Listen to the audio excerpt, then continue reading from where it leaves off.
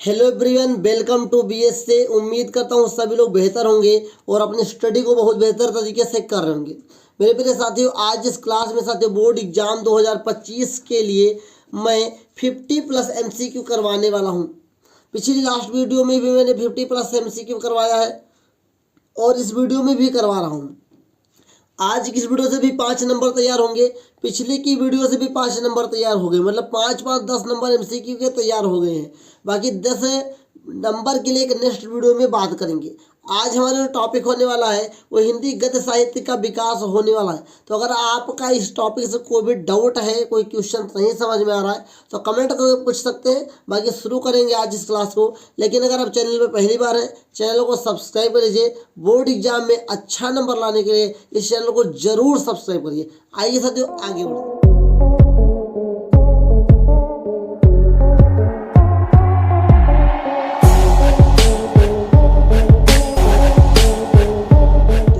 कक्षा 10 Hindi very important MCQ, Hindi काव्य साहित्य के विकास के बारे में चर्चा करेंगे साथियों।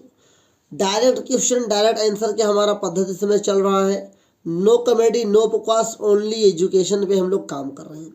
पहला क्वेश्चन है, हिंदी काव्य साहित्य के इतिहास को विद्वानों ने कितने भागों में बनता है, मतलब बांटा है। क्या है? बांटा है। तो 4 भागों में बांटा है मेरे प्यारे साथियों। 4 ऑप्शन होंगे, उसमें से एक ऑप्शन सही होगा। 4 जहाँ पे लिखोगा, आपके जो क्वेश्चन पूछा जाएगा उसमें ऑप्शन आपका डी भी हो सकता है, सी भी हो सकता है, ए भी हो सकता है, कोई ज़रूरी नहीं कि बी हो। लेकिन ये जो 4 लिखा ये सही है, कहीं पर भी हो सकता है। आदिकाल किन नामों से जाना जाता है साथियों? वीर गाथा काल से भी जाना जाता है और चारण काल से भी जाना जाता है। तो आप कहेंगे भैया क्या ऑप्शन 2 सही है? जी नहीं, ऑप्शन नंबर इसका डी सही है। ए और सी दोनों सही है।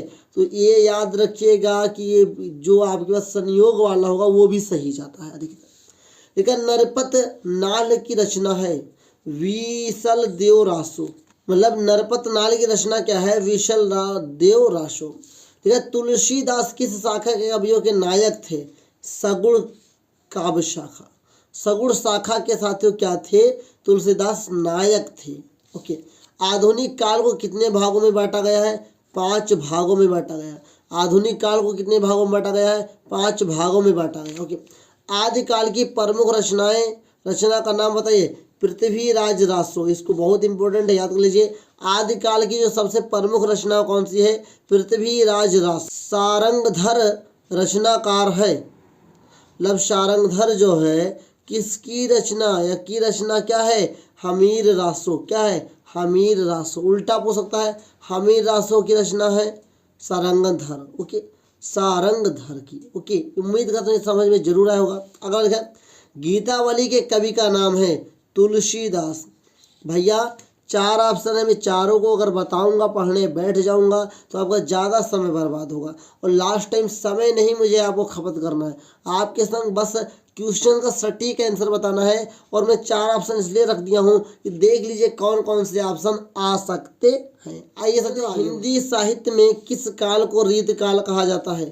साथियों 1643 से 1868 ईस्वी तक के समय को साथियों हिंदी साहित्य में रीत काल का समय कहा जाता है या रीत काल कहा जाता है। 1643 से 1868 तक का जो समय है वो रीत काल का समय कहलाता है। अगला लिखा है, महाकवि भूषण ने किस रस की कविता लिखी है? वीर रस की। कौन सी रस है? वीर रस है। ओके। रसकान कवि ने किस भाषा में रचनाएं की हैं? ब्रज भाषा में। मतलब जो रसकान कवि हैं वो ब्रज भाषा में साथियों इसकी रचना की है। भूषण किस युग के कवि हैं? रीत काल के हैं। रीत काल के कवि कौन है? निम्नलिखित में से भूषण होंगे और सारे एग्जाम्पल होंगे, लेकिन भूषण किस युग के कवि हैं? रीत काल के हैं। आगे लिखा है, रीत काल के वीर रस के प्रसिद्ध कवि हैं भूषण। भूषण देखिए कई प्रकार से प्रश्न पूछा जा सकता है भूषण से। जैसे कोई भी प्रश्न आए, कैसे भी आए, सटीक आंसर आपको जरूर याद होना चाहिए। ओके। आगे लिखा है, काव्य की प्रवृत्ति एवं रचना शैली के आधार पर रीत काल के कितनी धाराएं स्वीकार की गई हैं? 3 धाराएं। कितनी धाराएं? 3 धाराएं स्वीकार की गई। आगे लिखा है, रीत मुक्त काव्य धारा के कवि हैं घनानंद। कौन है? घनानंद। रीत मुक्त काव्यधारा के कवि घनन। सटीक आंसर याद रखिए, ऑप्शन कुछ भी आए लेकिन जो सटीक आंसर होगा हम टिक उसी पर लगाएंगे, उसी ऑप्शन को चूज करेंगे। आगे लिखा है रीतबद्ध काव्यधारा के कवि हैं भिखारी दास। कौन सा दास? भिखारी दास रीतबद्ध काव्यधारा के कवि। अभी तक हम 16 प्रश्न कर चुके हैं और हमें बताना है 50 प्रश्नों से प्लस क्वेश्चंस को। तो आइए अब इसके आगे एक प्रश्न बहुत ही इंपॉर्टेंट है, इसे अभी से अटेंशन ले लीजिए। क्वेश्चन नंबर 17 लिखा हुआ है रीत मुक्त काव्यधारा की रचना है सुजान सागर। ओके। क्वेश्चन नंबर 18 लिखा है भारतेंदु युग की समय अवध है सन 1868 से 1900 तक। ओके। क्वेश्चन नंबर 19 लिखा हुआ है हिंदी साहित्य का जन्मदाता किसे माना जाता है? भारतेंदु हरिश्चंद्र को।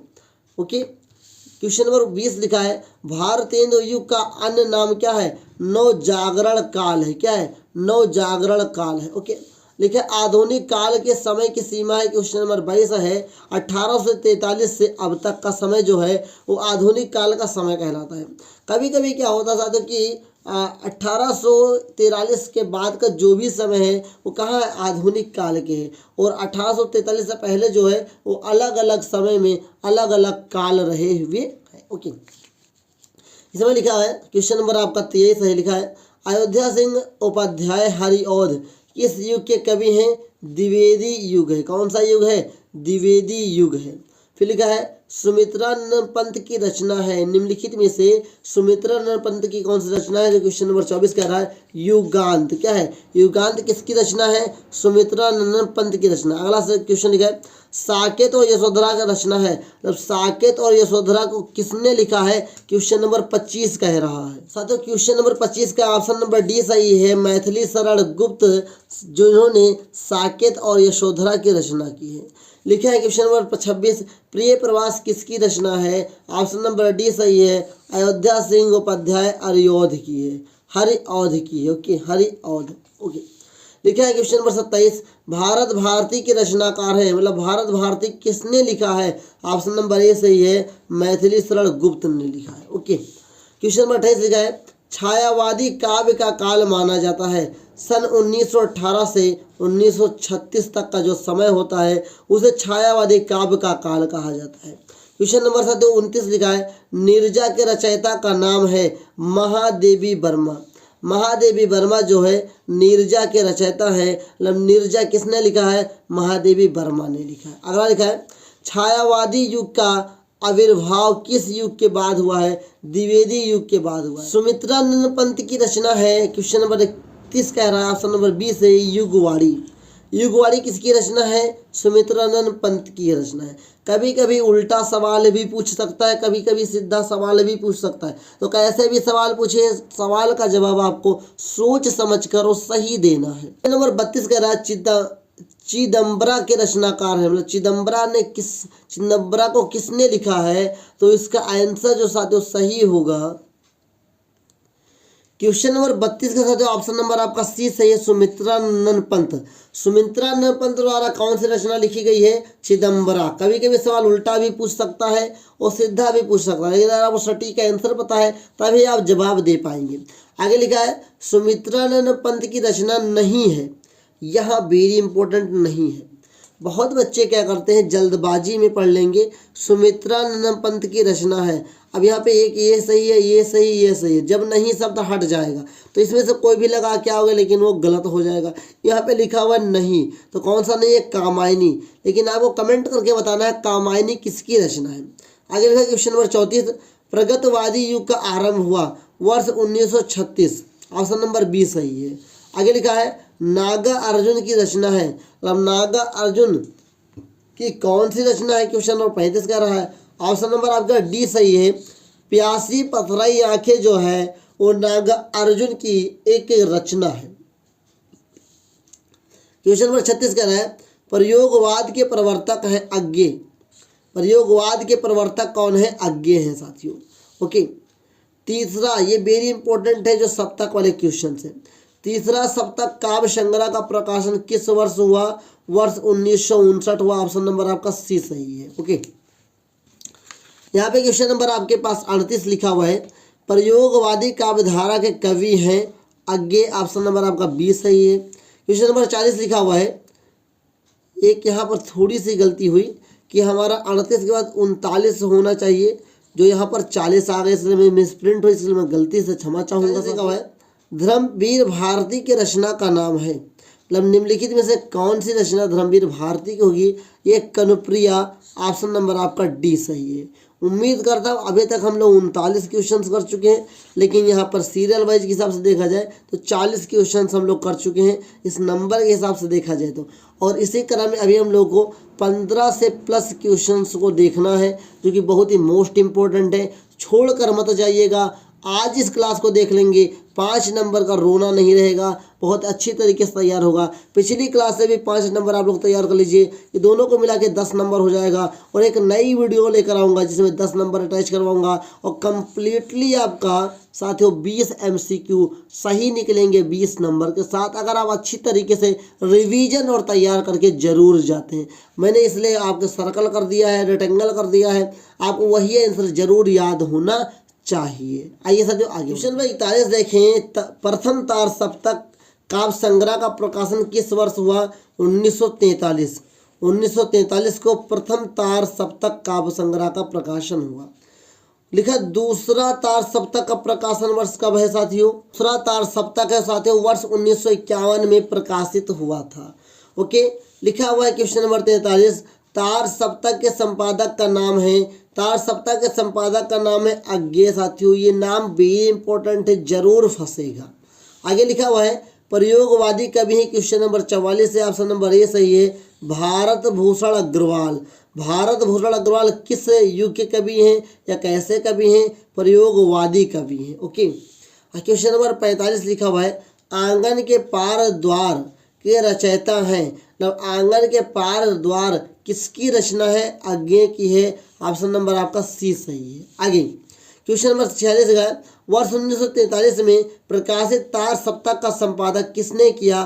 तो साथियों याद कर लीजिए, सच्चिदानंद हीरानंद वात्स्यनन, ये लिखा हुआ है वात्स्यनन होना चाहिए, ये थोड़ा सा मिसप्रिंट है, जिनका शॉर्ट नेम क्या अज्ञे, पूरा नाम नहीं याद है कोई बात नहीं, अज्ञे जरूर नाम याद रखेगा, क्योंकि अधिकतर यही ऑप्शन में आता है। ओके, क्वेश्चन नंबर 47 कह रहा साथियों वैदेही वनवास के रचनाकार हैं। वैदेही वनवास के रचनाकार कौन है? अब क्वेश्चन नंबर 47 लिखा है कि वैदेही वनवास किसकी रचना है? अयोध्या सिंह उपाध्याय हरिऔध, इनका शॉर्ट नाम क्या है? हरिऔध। इस बात को याद रखिएगा, कभी कभी केवल हरिऔध भी आ सकता है, तो आपको जरूर अच्छी तरीके से याद होना चाहिए। क्वेश्चन नंबर 48 लिखा हुआ है कला और बूढ़ा चांद के रचनाकार है, मतलब कला और बूढ़ा चांद किसकी रचना? क्वेश्चन नंबर आपका जो भी 48 है उसका ऑप्शन नंबर आपका डी सही है। सुमित्रा नंदन पंत जो है वो कला और बूढ़ा चांद के रचयिता हैं। बूढ़ा चांद, चांद कभी बूढ़ा हुआ आपने देखा, लेकिन ऐसी ऐसी कविताएं आपके सामने जरूर मिलती हैं।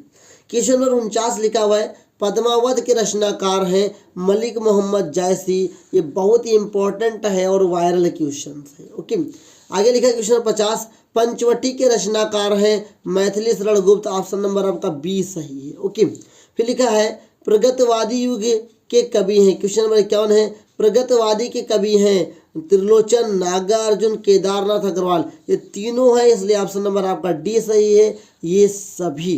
ओके, क्वेश्चन नंबर 52 लिखा हुआ है प्रयोगवादी काव्य की विशेषता है, मतलब क्या विशेषता है? नवीन उपमानों का प्रयोग, प्रेम की भावनाओं का खुला चित्रण, निराशावाद की प्रधानता, ये सभी है, इसलिए लिखा है उपयुक्त सभी। उपयुक्त सभी क्या है? प्रयोगवादी काव्य की विशेषता है। आगे लिखा है क्वेश्चन नंबर 53 में निम्नलिखित में से कौन से कृत रीत काल की है? मतलब 4 आपके पास कृत है, इसमें से कोई एक सही है जो कि रीत काल का है, वो क्या है? बिहारी सतसाई। क्या है? बिहारी सतसाई। ओके, क्वेश्चन नंबर 54 लिखा है नई कविता की प्रमुख विशेषता क्या है? ये सभी है और मैं पढ़ के सुना देता हूँ। बौद्धिकता है, शिल्पगत नवीनता है, मानवता की महत्ता है, इसलिए ये तीनों सही है, इसलिए लिखा हुआ है ऑप्शन नंबर डी, ये सभी सही है। ओके, आगे क्वेश्चन नंबर 55 लोक यातन, लोकयतन महाकाव्य के रचनाकार हैं। मतलब जो लोकयतन रचना है, महाकाव्य है, वो उसको किसने लिखा है, ये सवाल पूछना। लोकयतन के रचनाकार कौन से? सुमित्रानंदन पंत ने लिखा है। क्वेश्चन नंबर 56 लिखा है मधुशाला के कवि हैं, ऑप्शन नंबर आपका ये सही है, हरिवंश राय बच्चन जी। हरिवंश राय बच्चन जी, इन्हें केवल बच्चन के नाम से भी जाना जाता है। ओके, क्वेश्चन नंबर 57 लिखा है साथियों, प्रेम फुलवारी किसकी रचना है? भारतेंदु हरिश्चंद्र की रचना है। ऑप्शन नंबर ये सही है। साथियों, मैंने आपसे वादा किया था कि 50+ MCQ आज की इस क्लास में करवाऊंगा, जो मैंने करवा दिया। अगर आप इसी MCQ क्वेश्चंस को देखेंगे किसी वीडियो के किसी और चैनल पे, तो होगा क्या, आपको कंज्यूम समय लगेगा, मतलब ज़्यादा समय लगेगा। मतलब मुझे चाहिए क्या, सटीक सवाल का सटीक जवाब। तो मैंने क्या दिया, सटीक सवाल का सटीक जवाब दिया, और जो हो सकता था मैंने बताया कि उल्टा सवाल भी बन सकता है, हो सकता है।